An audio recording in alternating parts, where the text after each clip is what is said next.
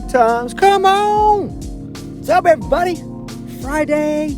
You made it, man. It's time to celebrate. You're going to celebrate this weekend? You made it through a lockdown. You made it through 5 days of monotony. You made it through 5 days of propaganda.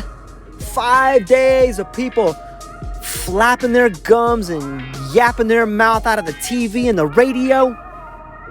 You made it. Go ahead. Put 2 fists out. Give yourself a little fist bump. Or take your hand, reach over your back, and just give yourself a little pat. Go ahead, pat it down. You deserve it. You deserve it. I hope you set yourself up for a little prize at the end of the day, man. Maybe your prize is a glass of wine. Maybe it's a cold beer. Maybe it's a bong load. I don't know what it is, man, but I hope you celebrate. You got to celebrate the victories in life. And sometimes just making it to Friday, tell you what, that's a victory, especially in today's climate. You know, some people see things the way they are and say, why? You should try to see things the way they've never been and say, why not? Creativity is a lot like looking at the world through a kaleidoscope. You look at a set of elements, the same ones everyone else sees, but then reassemble those floating bits and pieces into an enticing new possibility. Today is the Friday wrap-up. We're going to wrap this thing up with a tight little bow on there and hopefully give you something you can use in your life. I had a pretty eventful week. And I learned a really good lesson this week, and I want to share it with you. I'm excited to. You ever had like a pretty tough week where you felt kind of off? Maybe you felt a little aggressive. You felt a little anxiety, maybe a little anger. You know, you just felt off a little bit. You felt like short-fused, like things are kind of getting to you. I think a lot of people are feeling that way. I think it has a lot to do with the propaganda coming out of the airwaves. And it kind of got to me this week. I want to share with you what happened. I learned a really good lesson, but I had to go to a pretty dark spot to get there. And I'm not proud of what I did, but I'm proud to share with you what I learned from it. You know what it is? I'm sorry. You know what? I'm sorry. I'm sorry, guys. Hey, I fucked up. The importance of an apology. Let me back it. You know what? How about I should say it like this? The importance of a sincere apology. You guys ever think about why an apology is so important? For a lot of reasons. You know, nothing ever gets better until you admit that something's wrong. But most people never want to admit they're wrong because they don't want to confront the thing that they're wrong about, or they don't want to get in trouble. But if it's not at the level you want, it's wrong. If it's not something you're proud of, then it's wrong.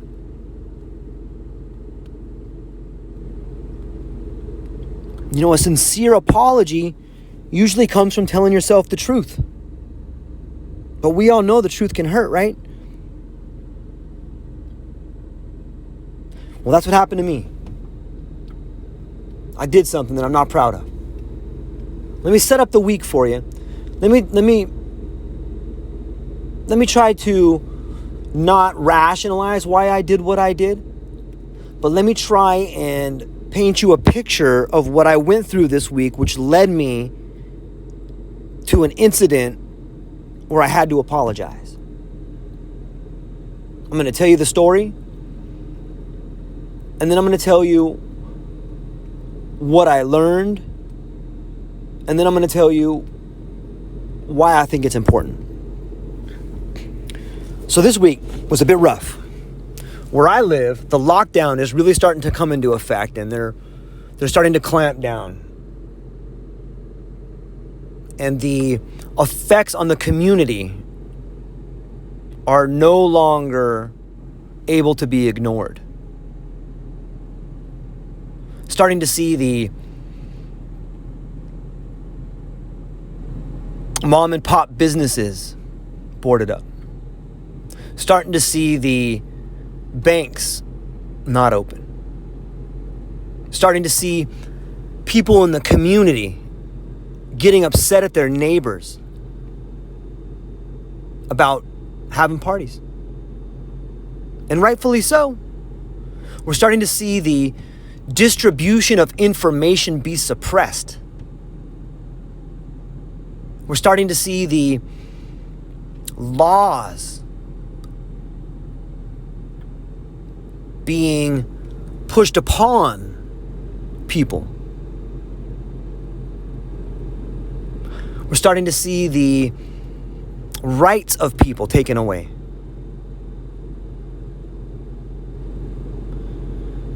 And it's easy to feel like the frog in the pot of water. You know that analogy? If you put a frog in a pot of water, he'll stay there. And you can slowly turn up the heat until the water begins to boil. And if you do it slow, if you do it incremental, you can boil that frog. Call it the boiling frogs. And the frog will stay in there. He doesn't realize the water's getting that hot that fast. He doesn't realize, and he'll stay in there and burn to death. If you were to take a boiling pot of water and throw a frog in there, he'd jump out. But if you do it incremental, he'll stay in there and die. A lot of people have used that analogy for human behavior. And it seems to me that's something that could be applied to our situation regardless of where you live.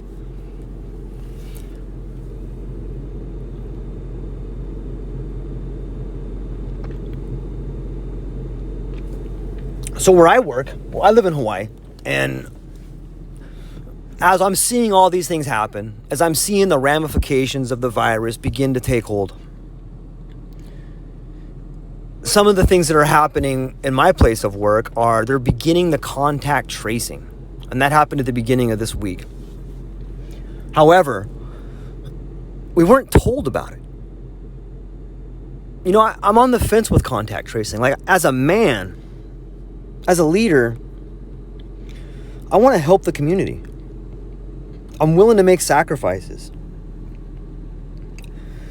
I'm willing to do what's right because I'm not the youngest man, but I'm still a man and I'm strong, and I want to help out people that need help. People are scared. They want to know if they got in contact with the virus. They want to know if they should get tested. And what I know about contact tracing is that it can help a lot of people with that. Like I said, I'm on the fence. I want to help.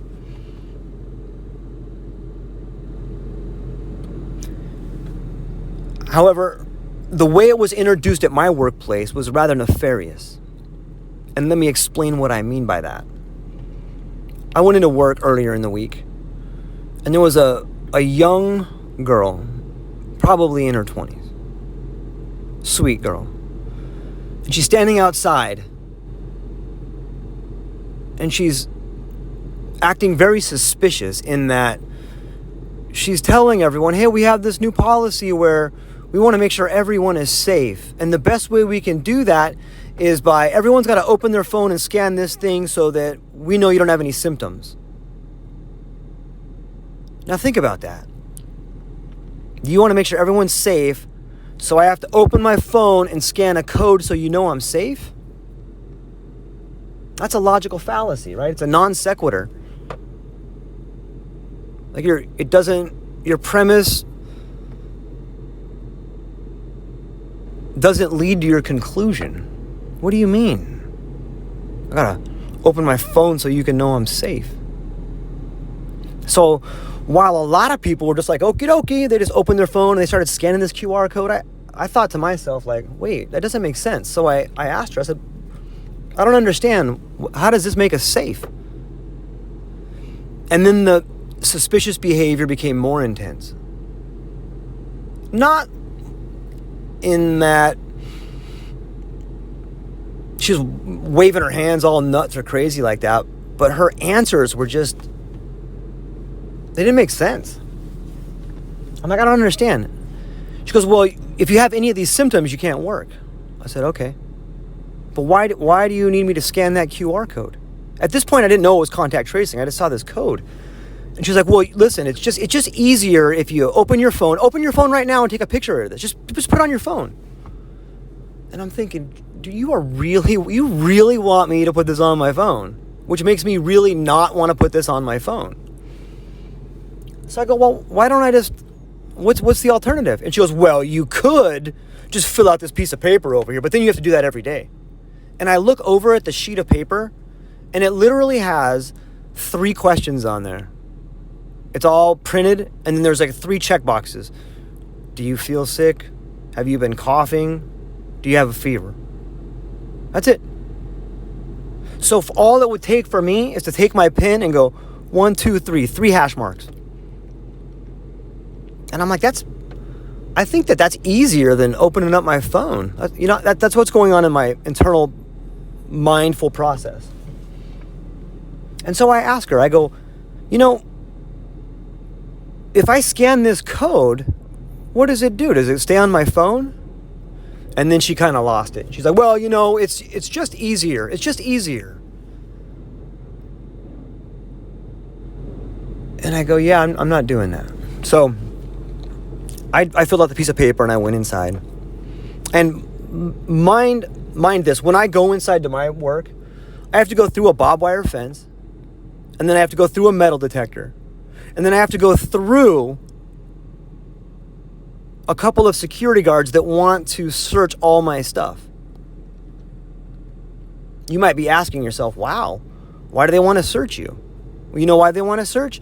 Because in the environment I work, while not at my particular building, but in the environment where I work, it's a multinational corporation. And buildings all over the United States and the world, they've had problems with employees coming in and shooting their management team. Like disgruntled employees come in and they kill their managers. So I, who am not a violent person, who am not a thief, I have to be subjected to the barbed wire fence, the metal detector, and then the search of all my stuff. I got nothing to hide. I got zero to hide. However, I think it's important to note the aspect that can have on behavior. Like if you treat people like animals, if you treat people like criminals, if you assume people are going to come in and kill you, people feel that. Like I'm not violent, not a criminal, don't want to hurt anybody. But when I have to go through that process every day, I got to tell you, it's asinine. It makes me feel like I'm not trusted. It makes me feel like, you know what? How dare these guys treat me like I'm such a piece of garbage? Like I give my life to this company. I've worked my tail off to come in here and be the best that I can and provide service. And these guys don't even care enough about me to trust me. However, they want me to trust them all the time. When they're in there, they talk about how we're a team. They talk about how much they care. They care so much that they want to have these evasive, violations of privacy. That's important. We're going to get back to that in a minute. So I go in there, and when I walk in, I have a friend come up to me, and he starts telling me about the new cases of COVID in my building. And there's a young woman who has got like 5 kids in the hospital on life support. There's multiple other cases, but no one knows the specifics about it. No one's being told about it except these rumors going around. I have an underlying condition, and I know there are a lot of other people with underlying conditions, or people that have kids with underlying conditions, or in Hawaii we have a lot of intergenerational homes, and there's people that go home to like the kapuna, like the grandparents, and they're worried for them. So you could understand people's desire to know if they came in contact with people so that they can get tested. However, that information can get in the way of the corporation making money. And so there is this inconsistency. this incongruence. So once I was told about that, I went and I found my HR guy. And I asked him, I was like, hey, I was just outside and they wanted me to scan this QR code. And then this other guy was telling me about some other cases of COVID.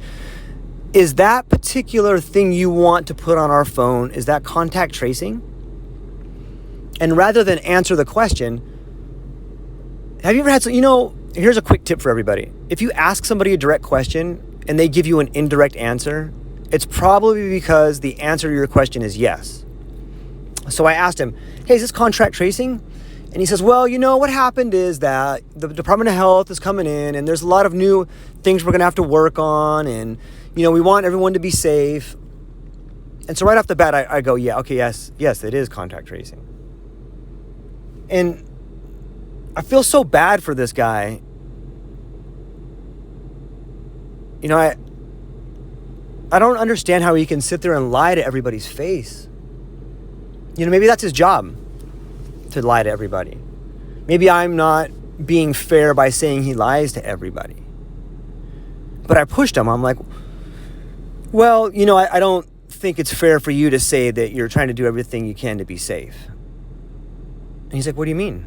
I go, well, if you wanted everybody to be safe, you would tell people that they may have come in contact with people that have COVID, right? Like people that have underlying conditions, or if you really were doing everything to make everybody safe, you wouldn't hide accidents and injuries, right? Like you wouldn't do that. All I'm saying is that you just said a moment ago that you're taking all the precautions to keep everybody safe, but you're not really doing that. So you just kind of lied to me. And then he moves into the process of like, well, that's not, look, this is new, and I don't think you understand what would happen if this place shut down. And I'm like, yeah, well, I don't think you do either. So we kind of got into a stalemate there, and my issue with this guy, while it was a very candid and respectful conversation, there was, for me at least, there was some underlying kind of backhanded put downs, and I'm usually, look, that's just how it is. You have to talk to people and you got to communicate, and you should try not to utilize ad hominem attacks, and you should try to have empathy and understand where the other person's coming from. But sometimes in conversations where there's a lot of emotion, both people tend to say things, especially when it's not an honest conversation. Like if I can't have an honest conversation with someone and they're constantly dodging questions, it forces me to maneuver my questioning to a different line, right? Instead of having an honest conversations, now I have to ask this gentleman a series of questions that lead him to a place where no matter what he says, like I have to pin him down. I have to start asking him, well, what about this? What about that? And I have to force him to understand that what he's saying to me is not only irrational, but it's illogical. And when you do that to people, they tend to get angry. They tend to get mad because you're forcing them to understand what they're saying is untrue. I think it was Upton Sinclair who said, it's difficult to get a man to understand something when his paycheck is dependent upon him not understanding it.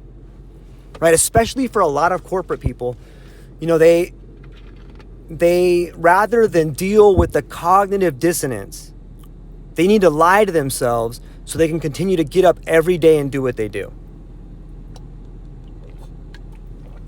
And I got to be honest with you, I worry for a lot of the people in management positions at my work. Like, if this place does shut down, like there's people here that are not good communicators. There's people here who are not going to understand the nuances of what's actually happening. And when that happens, the people in management positions are going to be at risk of, I think they're going to be in danger. If you look around the country right now, what you're seeing is frustration times 1,000,000. And people who are frustrated, people who, when they got nothing left to lose, they lose it. There's a lot of people that live paycheck to paycheck. And there's a lot of people that will probably want to take out their aggression on someone who's made a transgression against them earlier. And when you live on an island, guess what? There's nowhere to hide. People know where you live. People know where you work.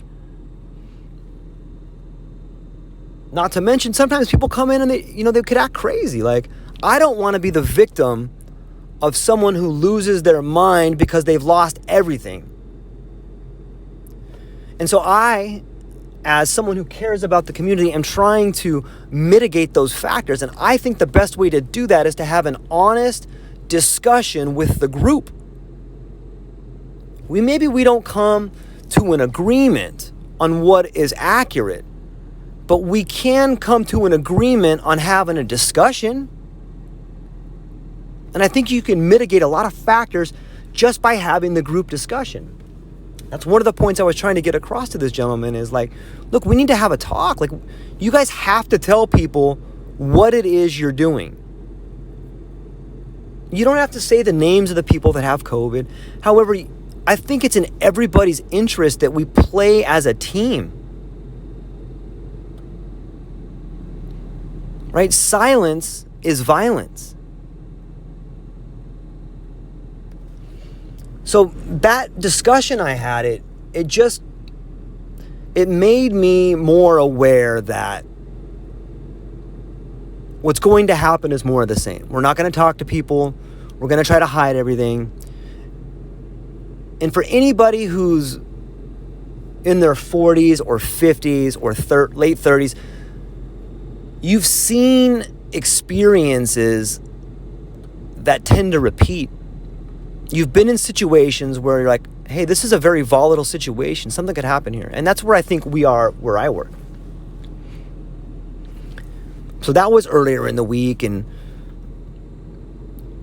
I'd had a tough kind of week, and I was leaving work later in the week.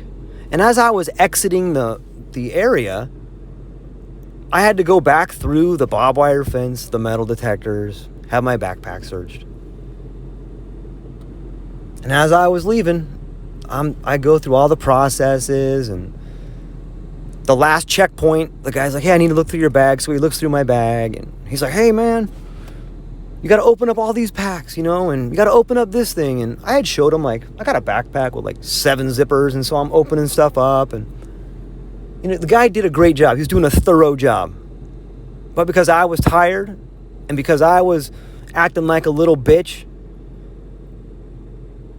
because I felt like, you know what? I feel like this guy's treating me like a criminal. Like, I'm not a criminal, man.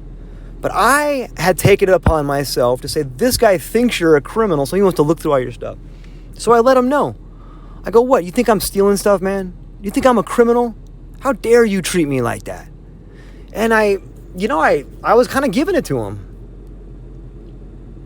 And then I realized, like, so I yelled, and I was just being a dick. I had let the pressures of this situation weigh down on me to the point where I took it out on somebody that didn't deserve it. And I left the building, and I sat in my truck, and I thought to myself, you know what? What a fucking asshole that guy was. How dare he treat me the way that he treated me? Wanted to look through all my shit like I'm some sort of a criminal, and you know what? And I just went down this rabbit hole of negativity. And I sat out there, and I was mad, and I went home and slept, and then I came in the next day and worked my day, and was just kind of having a quiet day. And then when I got to the guard shack at the end of yesterday, one of the security guards was in there, but not the guy that I yelled at. So as soon as I got to the guard shack, I saw the guy that was in there, and as soon as I made eye contact with him, like, I just had this overwhelming feeling of like guilt. And I said to the guy, you know what? I want to apologize for being such an asshole yesterday. And he kind of laughed, and he's like, yeah, man, you're not usually like that. And he's like, the guy you were being a dick to he's out on his rounds somewhere. He's like, I'll tell him that you you apologize. And I go, you know what? Fuck that. I want to tell him. I'm going to tell him. Where's he at? And he goes, oh, he's doing some rounds and stuff. And so I told him again, I go, look, man, I'm sorry. And he's like, look, man, you didn't yell at me. I'm like, I know, but you were there. And you saw the way I acted, and I'm better than that, man. And I want to apologize to you for having to see me like that. Like, I was being an asshole. I was saying shit that guy didn't deserve. You guys are doing your job. You probably don't want to be here any more than me. And he kind of started laughing, and he's like, you got that right. So I went around and I looked for the other security guard, and he was out doing some rounds, and I put the stuff in my truck, and I thought about leaving because the first security guard said, look, man, I'll just tell him that, and you know what? I'll let him know. So I put the stuff in my car, but I just sat in my truck, and I'm like, you know what? I can't fucking leave, man. Like, that's not enough, man. I took some shit out on this guy that didn't deserve it. What if that was me? So I went back I put everything in my truck, and I went back, and the other security guard he was walking around, and I says, hey man, can I talk to you for a minute? And he looked at me like, you motherfucker, what? Like I was going to be more of a dick. And I just told him, I said, you know what? I wanted to apologize for my behavior yesterday. It was unacceptable, and I was acting like a little bitch, man, and I had a bad day. That's not an excuse, but I took it out on you. You didn't deserve it. You were just doing your job, and you got to deal with some asshole like me running his fucking mouth. And I hope you'll accept my apology. I'm sorry, that's not my style. My parents raised me better than that, and I hope you forgive me. Man, and to this guy's credit, he just stuck out his hand, and he's like, don't even worry about it, man. I'm over it. I'm over it, man. Everybody's got bad days. And I thought to myself, like, man, could fucking learn from this guy. And I'm thankful that guy accepted my apology.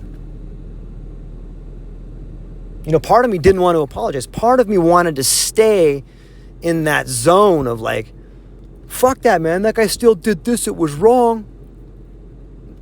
But I knew I couldn't go home and face my wife and face my kid and continue to talk on my podcast about doing things right if I'm not going to do things right. So what I learned this week was the importance of an apology and how it made me feel and how the emotions leading up to that apology made me feel. When you're angry, when you're frustrated, it's a heightened sense of awareness. And when you're in a heightened sense of awareness, it's important to understand that emotion is trying to teach you something. And if you're in a heightened state of awareness, it means it's an important issue. You should be paying attention. If you're frustrated, if you're angry, that means you're about to learn something. But it also means that you got to pay attention, because in a heightened state of awareness, you can get the wrong message.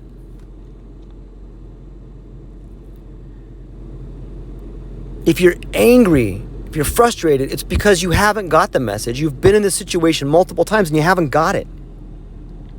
So think about that. The next time you're mad, what message is the world trying to teach you? When you're angry, you should think of it as like a warning siren of, there's bop, bop, bop, bop. There's an important lesson here, dummy. You must learn this message.